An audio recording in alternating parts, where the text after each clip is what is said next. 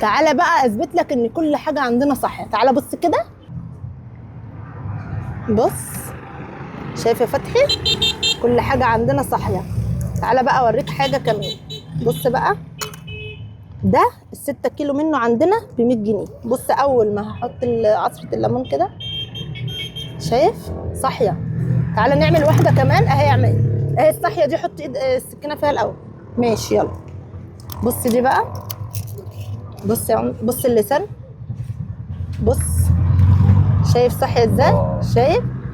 تعالى دي كمان يعمل، يا دي حط فيها جماعه اللي السكينه. ياخد البقلاويز دوت، يعني معلومه بس، يعني ياخده بقى لما يشوفه من بره يحاول ان هو يحطه في ميه، تمام؟ هو هيفتح، تمام؟ بصوا يا جماعه، هنقوم شاطفينه من جوه الاول قبل ما هات كده نعمله افتح. اهو. بصوا صاحيه، بصوا يا جماعه ازاي اتحركت. تعالى بص بقى، السلطانه اللي بتاكل كل حاجه نيه. بجد مش موضوع قرف، عشان ما حدش الناس الجديده اللي هتشوف ده تقول عليه قرف. دي حاجه لها طعم وهي مستويه ولها طعم تاني. بصوا